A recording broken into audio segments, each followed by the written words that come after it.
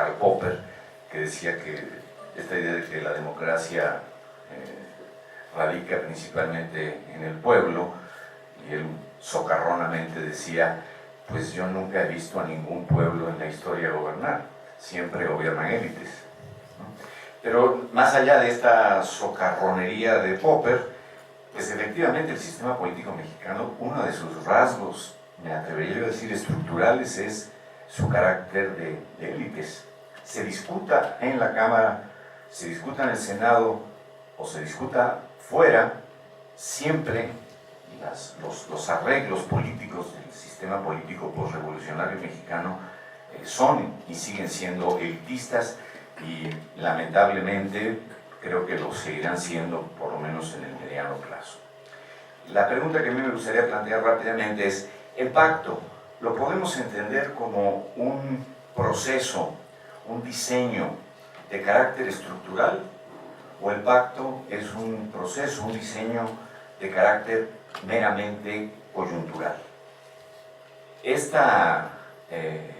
pregunta es pertinente porque creo que todas las críticas que se le hacen al pacto, al final de cuentas, tendrían que remitirse al funcionamiento estructural del sistema político mexicano y no al aspecto estrictamente coyuntural. La paradoja radica en que, siendo, estoy dando la respuesta, un procedimiento, un esquema de carácter coyuntural, sin embargo produjo, aunque todavía no lo podamos ver nítidamente, pero produjo resultados de carácter estratégico. Y entonces ahí puede iniciarse un círculo virtuoso que permita que modalidades estructurales, procesos, mecanismos de concertación y negociación como las que se dieron en el pacto puedan de alguna manera reeditarse, quizás no con el nombre de pacto, pero que el aprendizaje de esta coyuntura, dados sus resultados estratégicos, desde mi punto de vista, y aunque esté uno en desacuerdo con el contenido de las reformas o con algunos contenidos de la reforma, el resultado es positivo,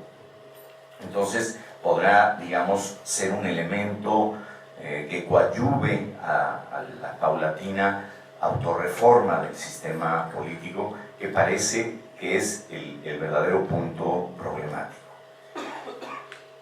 El pacto, digamos que es ese tipo de fenómenos de los cuales de la debilidad surge virtud. Y con motivo de las elecciones presidenciales, con un sistema político con fuerte déficit de legitimidad, se arma una coyuntura en la cual el PRI, no obstante no haber obtenido una votación sobradamente alta, suficiente en el litigio con la candidatura de Andrés Manuel López Obrador, no era la situación del 2006, en donde el margen era tan pequeño que la acusación de trampa, de fraude, de compra de votos, etcétera, podía hacer toda la diferencia. Aquí, aunque hubieran habido prácticas inadecuadas, de todas maneras el margen era lo suficientemente amplio como para que la credibilidad en la protesta de López Obrador fuera menor, indudablemente, de la que sucedió en el 2006. El gobierno, pues, el nuevo gobierno de Peña Nieto surge con la fuerza y la expectativa de ser un nuevo gobierno después de 12 años de una gestión gubernativa y una relación entre el Ejecutivo y el Legislativo muy deficitaria. El PRI, de alguna manera, resurge después de haber sido una oposición bastante torva, pero eficiente, como el partido triunfador. Y encuentra en los partidos de oposición, en el PRD y en el PAN, factores de debilidad que permiten esa confluencia. El PAN, después de 12 años, había sido derrotado y había pasado a ser la tercera fuerza electoral. Vivía además una crisis interna fuerte entre las dos tendencias que hoy se disputan la dirección, la presidencia del partido. Y por otro lado, el PRD, si bien había tenido un resultado electoral notable, de acuerdo a sus índices de votación muy buenos y además un tanto inesperados gracias a la campaña y al carisma electoral que tiene Andrés Manuel López Obrador, pues no había, digamos, dejaba ver ya una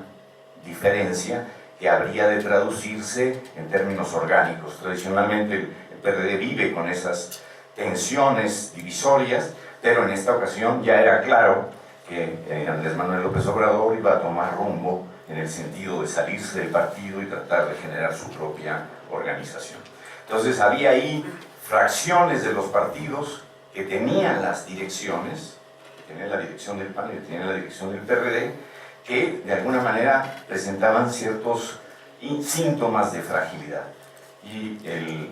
nuevo gobierno de Peña Nieto y el PRI de alguna manera aprovechan esa situación para configurar las formas del pacto.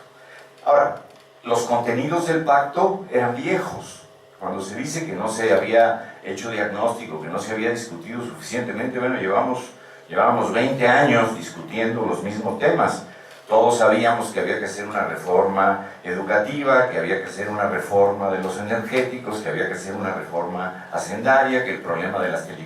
telecomunicaciones era terrible por la preponderancia monopólica en telefonía, por las preponderancias duopólicas en telecomunicaciones, y de alguna manera por eso el pacto no requiere demasiada discusión ni demasiado diagnóstico, porque estaba en el ambiente desde hacía muchos años, en la opinión pública, que esos temas tenían que ser abordados y reformados. Entonces, esta mezcla digamos, de elementos de debilidad de los partidos y, digamos, fuerza transitoria del nuevo gobierno y del PRI generan la posibilidad de este diseño de negociación paralelo al Congreso, subordinado al Congreso de alguna forma, y ahí que las tensiones que se hayan visto se dieran precisamente por esa diferencia, lo cual tampoco es para admirarse, porque siempre, tradicionalmente, en la teoría política sabemos que una cosa es la lógica de las dirigencias de los partidos y cómo necesariamente las fracciones partidistas en el Congreso de alguna forma desarrollan su propia autonomía relativa, y siempre hay una tensión entre las dirigencias partidistas y las dirigencias parlamentarias. No suplantó al legislativo, ciertamente, pero de alguna manera lo subordinó, y en la lucha interna de las fracciones dentro del PAN y del PRD fue lo que se capitalizó y se argumentó como un elemento que hacía que los grupos internos, sobre todo los grupos internos que no tenían la dirección, echaran mano de esos argumentos para, digamos, encarecer o dificultar el proceso legislativo. ¿Qué pasó? Más allá de que había ciertos puntos en los cuales el PRD no podía ir con los planes de reforma en materia energética con el gobierno, al mismo tiempo que el PAN no iba a poder transigir con las formalidades que la reforma fiscal se estaba presentando en virtud de una alianza del PRI con el PRD en materia fiscal.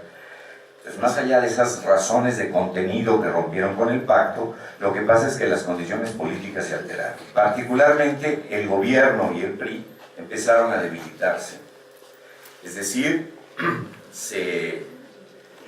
aprobaron, es un paquete enorme, una cantidad enorme de reformas constitucionales muy importantes, pero empezó, digamos, el desgaste vinculado al procesamiento de las reformas secundarias. La reforma educativa, que había sido aprobada con relativa facilidad en el Congreso, resultado del pacto, sin embargo encontró una resistencia social inédita con las movilizaciones de la gente, ¿sí? El desgaste del gobierno se empezó a manifestar de manera acelerada. Nunca, y todavía no ha podido resolver bien, el problema de la situación económica y el problema de la seguridad, ambos sumamente complejos, pero que, digamos, en este sentido operaron debilitando al gobierno. Hubo una irrupción de los famosos poderes fácticos en la discusión de las reformas de telecomunicaciones. Por un lado, no es fácil negociar con Slim y no es fácil negociar con las televisoras. Si bien económicamente una es infinitamente mayor que las otras, el valor en capital de las empresas de Slim supera varias veces al de Televisa y Azteca juntos. Sin embargo, la presencia que tienen los canales de televisión abierta y la radio incidiendo en el proceso político hacen que sean muchísimo más beligerantes en términos políticos incluso que la otra. Entonces hubo también una limitada capacidad del gobierno para explicar y legitimar sus iniciativas, y luego las concesiones que en un determinado momento le hizo al PRD, por ejemplo en la reforma fiscal, pues fue cobrada agresivamente por parte del PAN para posicionarse como partido de oposición con vista a las elecciones intermedias, y del mismo modo en el plano electoral las concesiones que el gobierno le hizo al PAN pues de alguna forma también fueron criticadas y elevado el costo de la negociación por parte del PRD. ¿Qué va a pasar? Además, en lo que ocurrió todo esto, se aproximaron fatalmente las fechas que nos acercan a las elecciones intermedias de 2015 y a bastantes elecciones de gobernadores que se van a dar el año próximo, incluida la gubernatura del estado de Michoacán. Y ya sabemos, cuando se acercan las elecciones, la capacidad negociadora de las élites partidistas disminuye porque cada una de ellas está preocupado ya por el posicionamiento que va a tener pensando en los resultados electorales y en las prerrogativas que va a poder adquirir de acuerdo a la proporción de votos. En esa manera el pacto se convirtió en inviable, al menos bajo el formato que había adquirido, pero como de alguna manera todavía podemos ver, no obstante el famoso atorón legislativo de las secundarias, siguen habiendo ciertos mecanismos de negociación que de alguna forma fueron aprendidos alternativamente con la puesta en escena, con la puesta en marcha del pacto.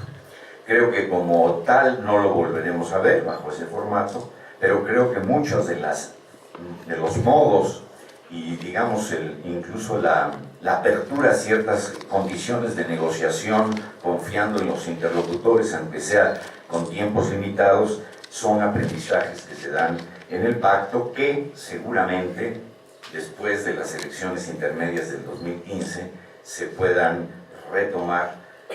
formas para darle cauce a ese programa que estaba planteado en el pacto y que efectivamente es un programa pragmático y que en ese pragmatismo tiene su virtud porque se trata de problemas estructurales que históricamente, por lo menos durante 2 décadas, sabíamos que tenían que ser abordados en términos políticos y legislativos. Gracias. Muchas gracias.